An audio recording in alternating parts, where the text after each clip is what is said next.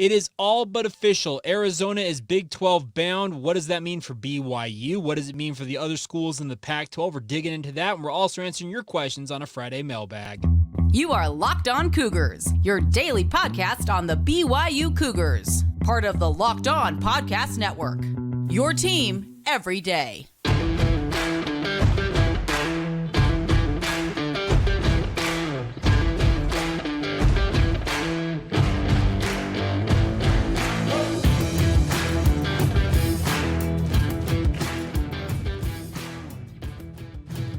What's up, everybody? I'm Jake Hatch, your host here on Locked On Cougars, your resident BYU insider. Thank you for making Locked On Cougars your first listen today. Thank you to all of you who are everydayers with us here on the podcast. By way of introduction, this is your original daily podcast focused on all things BYU sports. And a huge thank you for all your support, downloading, subscribing, rating, reviewing, liking, commenting, all the things you guys do to support the podcast. It truly means the world to me. Now, let me address something right off the top of today's show.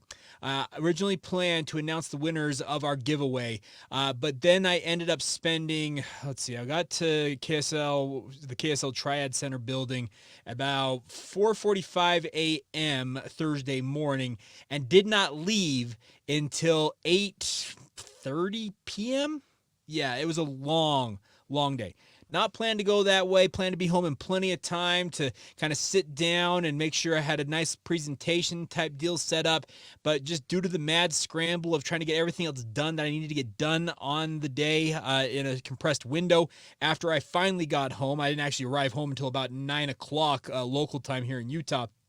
Simply put, there was no way I was going to be able to get it done. So we will not be announcing the giveaway winners today. I sincerely apologize. Like I said, it was kind of out of my control on certain things, and circumstances be what they are. I will plan to get it done early next week. So bear with me. And like I said, if you came here expecting to hear your name or hear the announcements, I'm apologizing right off the top of today's show. I probably should be actually talking about BYU content to drag you guys more into the show, but I wanted to get that right out of the way, right off the top of the podcast. But on a more positive note, if you're a BYU fan, is conference realignment rolls on. The University of Arizona is all but officially a member of the Big 12 Conference. The last thing awaiting them is a rubber stamp from the regents who run the state in terms of their universities down there in the state of Arizona. The Big 12 Executive Committee, whatever you want to call it, the Board of Directors, including Shane Reese from BYU, have voted to approve and accept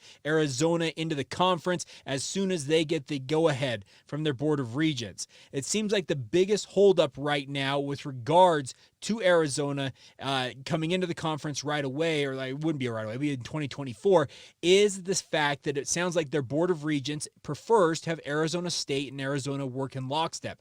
Michael Crow, though, the president of Arizona State, has a reputation of being, quote, Mr. Pac-12.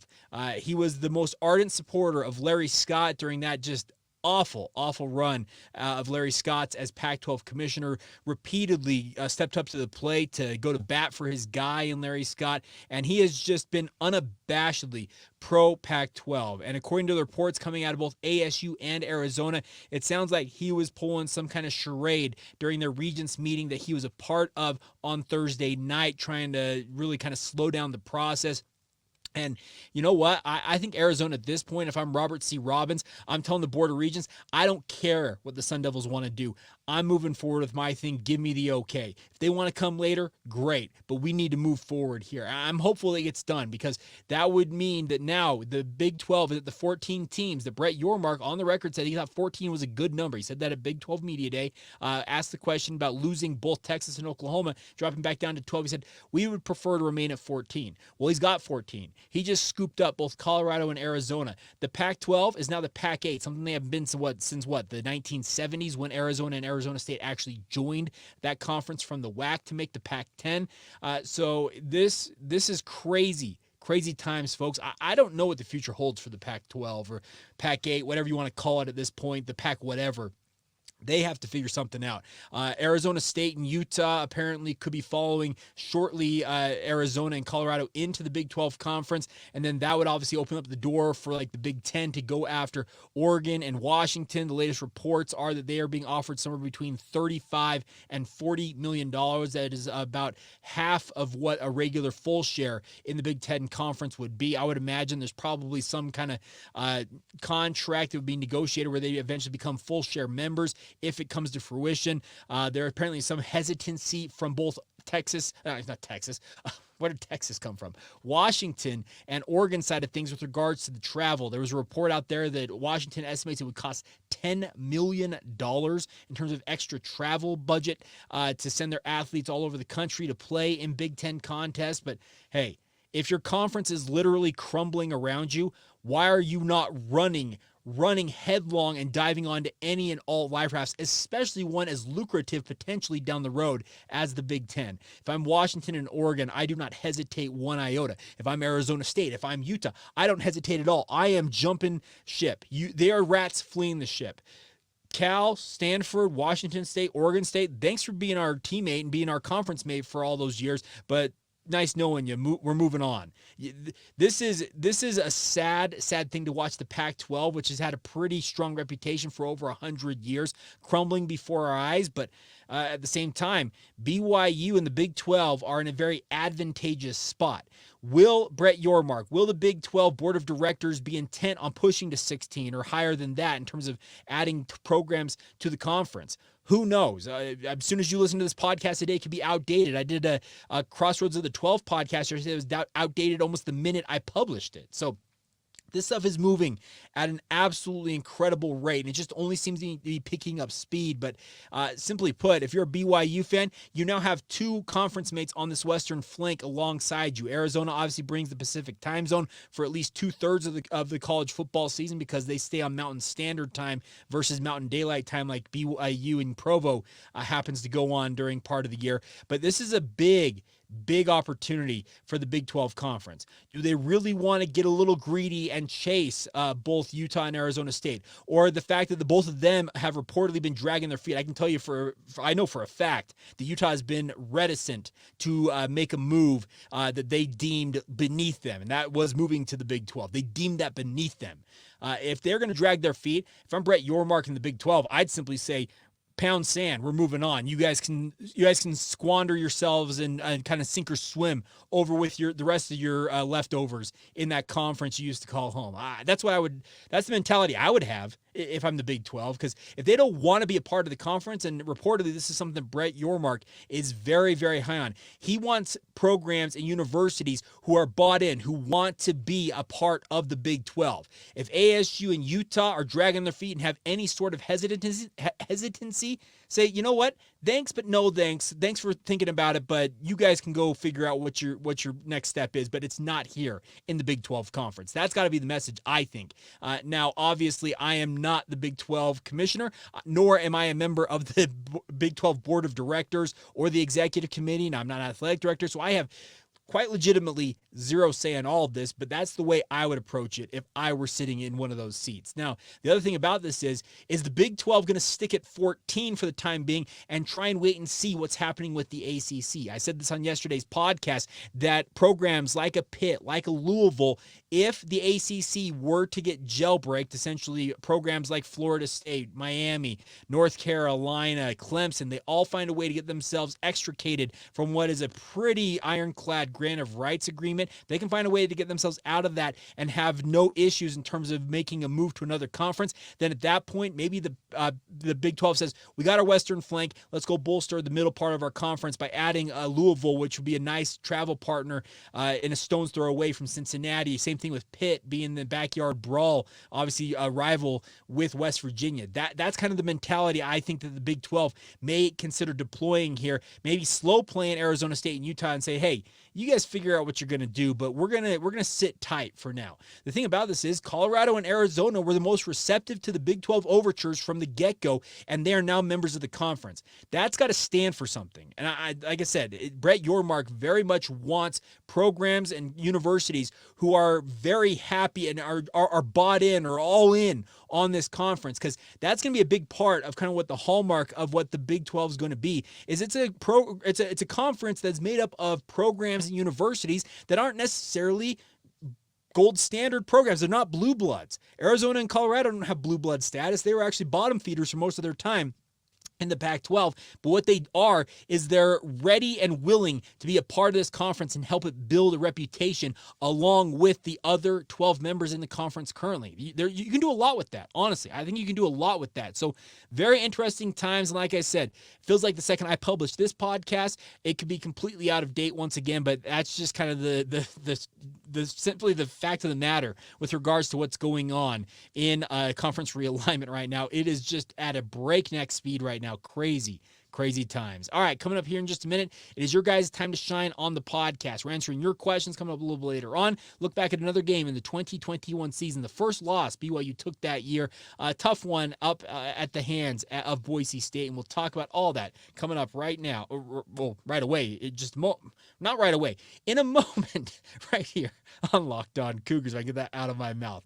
All right, first a word on our friends over at LinkedIn. They've been working on this for months now, my friends. The best part about LinkedIn is they want to help you guys out when it comes to the hiring side of your business. These days, every new potential hire can feel like a high-stakes wager for your small business. You want to be 100% certain that you have the right access to the best qualified candidates to make the right hires, and that's why you need to give LinkedIn Jobs a try. LinkedIn Jobs help you find the right people for your team faster, and the best part is for free. All you got to do is go set up that your job posting on LinkedIn, then add your job in the purple hashtag hiring frame to your LinkedIn profile to help spread the word that you're hiring. The best part is they feature simple tools like screening questions will make it easy to focus on the candidates with just the right skills and experience, so you can quickly prioritize who you'd like to interview and hire. Kind of weeds out some of the people who may not be qualified or people that you'd rather not talk to. It's why small businesses are rating LinkedIn Jobs #1 in delivering quality hires versus their leading competitors. Once again, that's LinkedIn Jobs. Will help you find the qualified candidates that you want to talk to faster, once again, and do it for free. Post your job for free right now at linkedin.com/lockedoncollege.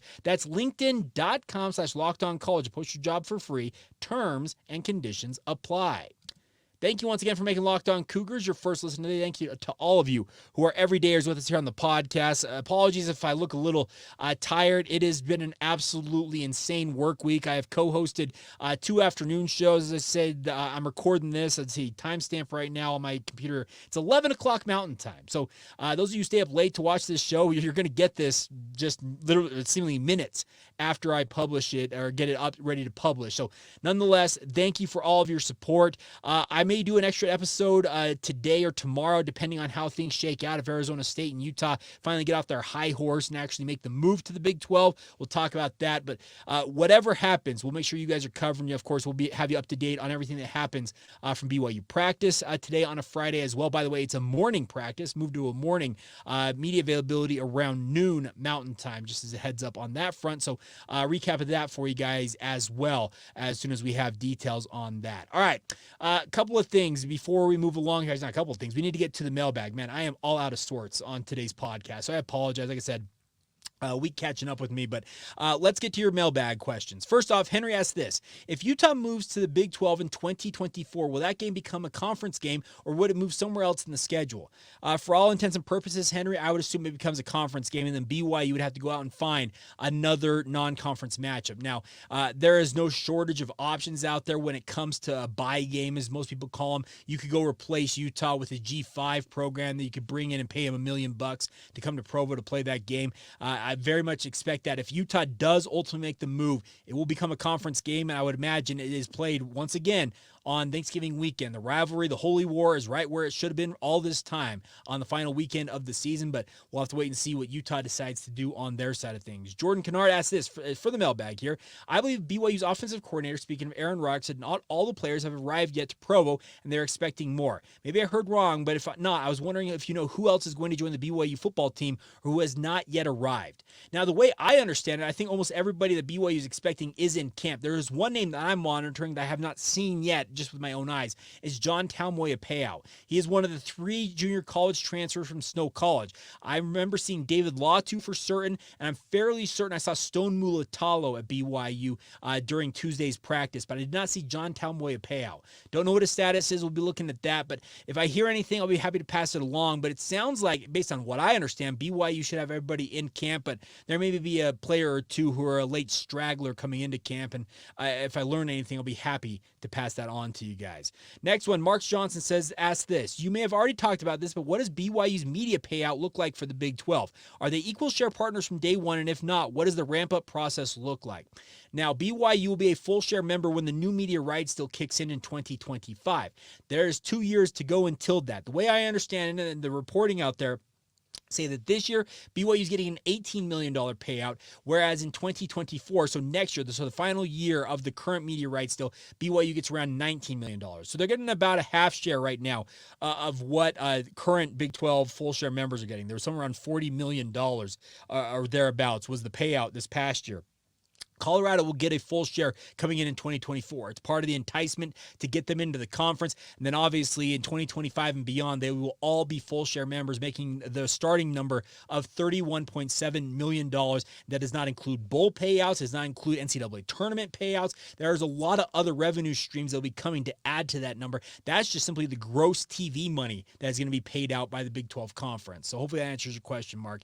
Dallin Graff, good friend that works with me over at the KSL Sports Zone, says, as which game on BYU's 2023 schedule do you think are the best Jersey matchups? He says the first Big 12 game against Cincinnati at home could be a good one. I agree. That Cincinnati-BYU contrast with the black and white and red of Cincinnati against BYU's royal blue and white, or maybe navy if they decided to don navy. It's a good look there. The one that I am intrigued by, because I've seen it with my own eyes, is BYU against Texas. Now, I was down there when Taysom Hill tore them apart in 2014. I also went to the game that BYU lost a heartbreaker. It was in 2011 down there at DKR Memorial. If I'm not mistaken, BYU wore navy in both of those games. I want to see the Texas burnt orange matching up with the BYU royal blue. Same thing with the home game against Oklahoma in late October. The crimson and cream, as they call it, for Oklahoma against BYU's royal blue and white.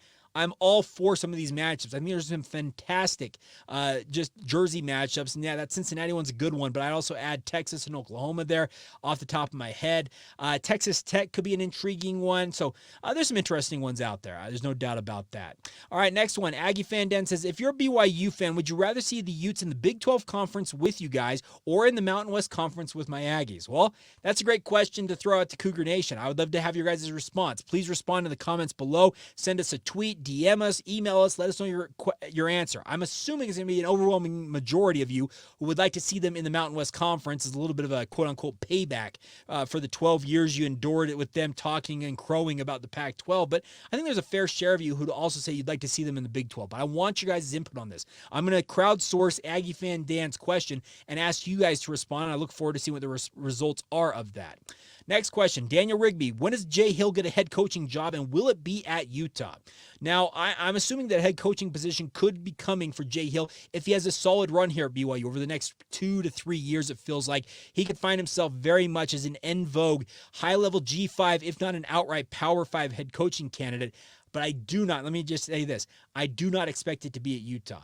I think that Morgan Scalley is the heir apparent to Kyle Whittingham whenever Whit decides to hang it up. I just think there's too much goodwill built up there. Now, I know that there was that scandal with him using that racial slur and all that type of stuff, but everything seems to be that has been essentially just put to bed, and I think Utah is very intent. When Kyle Whittingham decides to call it a day, I think Morgan Scalley will ascend to the head coaching position at Utah. It's not to say that Kalani Sitake or Jay Hill couldn't be in the mix for it. I just think that Morgan Scalley is absolutely probably the number one option there. All right, next one. Ryan asks, when and/if it comes time to vote on Utah joining the Big 12, how do you think BYU would vote along with other members of the conference, like, say, TCU? The way I understand it, BYU would not stand in the way of Utah entering the conference, and I have that coming from multiple people that I trust with regards to that. BYU's not going to pull the charade that Michael Young, the former University of Utah president, pulled back in 2010, 2011, when he single-handedly kiboshed BYU's plan to put their sports in the WAC. He called up the Mountain West Conference and told Craig Thompson and tipped him off. And Craig Thompson from there took it and ran with it and really just smashed what was actually a pretty good plan. BYU had put together a great layout of how they were going to move forward. I don't expect that to happen. Now, some of you out there want to be vindictive and love to see BYU essentially go eye for an eye. That's not BYU style. The way I understand it is BYU would not stand in the way of Utah entering the conference. Could TCU? Could some of these other programs? Yes, they could. I don't know that necessarily, I don't have the intel that they would for sure or not, but they absolutely could, and we'll see what happens. But I would imagine if Utah ultimately decides it wants to join the conference, Arizona State's jumping in, I think that the Big 12 would say, you know what, let's just do it. Let's get Utah in here, and we'll move forward with the 16 teams. But I've been wrong before, and I will continue to probably be wrong multiple times on this as it continues to roll along. Next one, Garrett asks, Jaron Hall was good, but he didn't utilize the middle of the field and tight ends at BYU all that much. Do you expect that to change this season with Keaton Slovis under center? In a word, yes. The one thing that I was told by an NFL talent evaluator is that Jaron Hall, for whatever reason, does not see the middle of the field well and does not see his tight ends as a result as well as he should. It's something he will have to develop as a quarterback with the Minnesota Vikings because he cannot rely just single-handedly on throwing to wide receivers all the time. Now, he had a very good core of wide receivers at BYU to throw the ball to, but he also has an NFL caliber tight end in Isaac Rex, and it just seems at times that he completely lost him in terms of the middle of the field. So I do expect Keaton Slovis to be smart enough to look at the middle of the field. The tight end core for BYU is so deep, and it's only going to get deeper. Reiner Swanson's enrolling in January. He's a 4-star prospect in and of itself. That tight end position is so deep and so talented, you would be foolish to not give those guys the ball. So keep an eye on that. I think Keaton Slovis absolutely will target the tight ends. Now, he does have a good core of wide receivers to also spread the ball around too, and that's obviously going to be an interesting thing to see who ultimately ends up with the most catches, yards, touchdowns, all that type of stuff. But I would imagine the tight ends get a lot more utilized this year. We actually had that conversation with Steve Clark. You heard him talk about it. Like, I love 12 personnel, which means 2 tight ends on the field. We'll have to kind of wait and see how it ultimately all pans out. All right, next one. Matt asks, do you know who you're able to interview at each practice session so you can prepare your questions, or do you make it up on the fly? I ask because I always enjoy the interviews and I'm genuinely curious. To answer your question, Matt, I send a list into BYU Sports Information the day before each practice availability, and I usually list some players and coaches I would like to talk to if at all possible. Typically, BYU gets me 1 to 2 of the guys on my list, and I have an idea of questions I'd ask every single person on that list. I don't just throw names on a list to have them on there. I have questions for all of them, and I will tick them off if they ultimately are the person I'm talking to. Like I said, I prepare for, usually I send in about 4 to 5 names, and I have an idea of who I'd like to talk to about certain things on all that type of stuff. And the 1 to 2 players or coaches that I get, those are the ones that ultimately end up on the podcast. So that's all it really is. That's kind of the process of how I go about it with BYU and their sports information department. And by the way, let me just also add this. BYU Sports Information, they've done a very, very good job.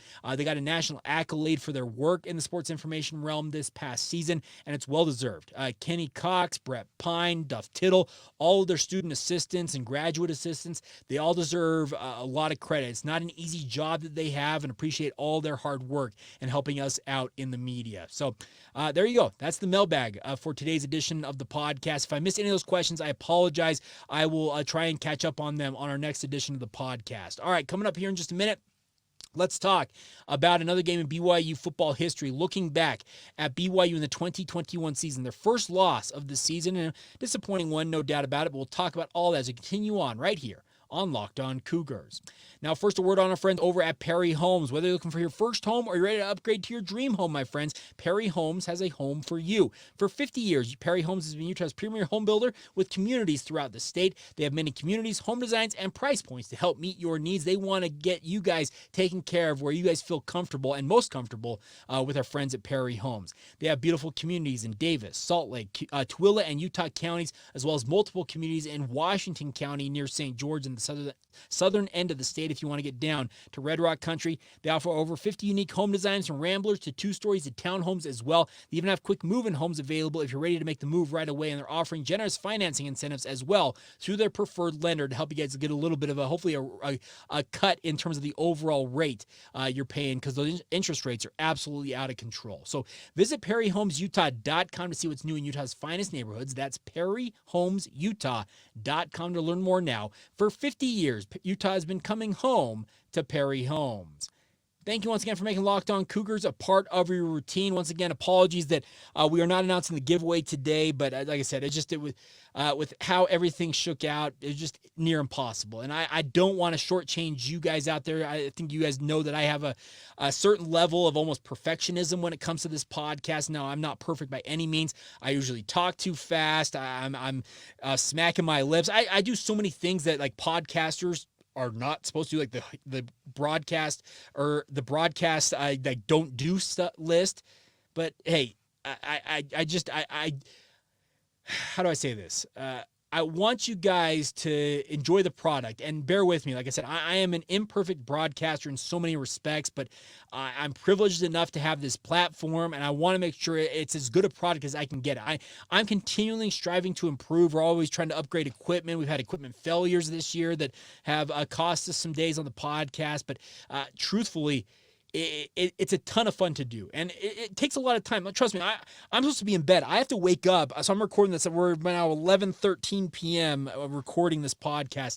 My alarm will go off from my morning radio show on the KSL Sports Zone tomorrow morning at 3:45 a.m. So I'm going to be running on 3 hours of sleep. It's part of the gig, my friends. I'm a dad. I'm a father. I'm a husband. I'm a sports media professional. I cover BYU, do this podcast. But you know what? The lack of sleep, I will gladly give up sleep to make sure that you guys have the product that you can be proud of, that frankly I can be proud of, because I refuse to put inferior product out there. I guess that's what I'm trying to get to. It's a long, convoluted way of just saying, you know what? Thank you for bearing with me. And like I said, we'll get the announcement of the winners out to you guys in very short order. All right.